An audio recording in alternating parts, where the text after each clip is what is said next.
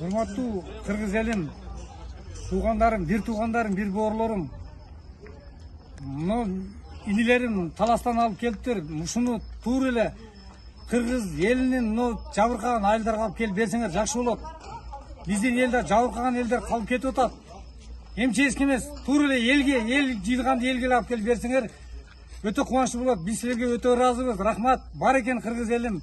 Ушинтип бири-бирибизди жардам берип колдоп турабыз. Биз Аллах силерге берсин. Эл көптүн катарында. Ошонун катарында биздин Баткенге дагы тынчтык берсин. Келечекте Кыргызстан өнүгүп өсөлү.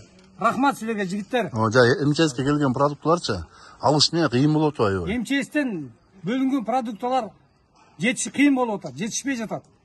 Жабыркаган айылдар калып кетип атабыз бизчи. Алып барып берилбей атат, Алып барып берилбей, биз даже үйүбүздү көрө албай жатабыз азыр. Үйүбүзгө барышка мүмкүнчүлүк болбой жатат. Биз талгада жүрөбүз ушинтип.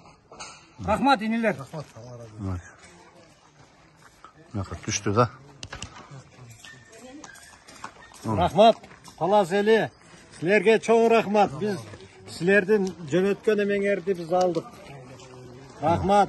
Биз алганда да Баткен районунун Достук айылы эң жабыркаган айылы. Биз азыр келип үйгө бара албай жатабыз.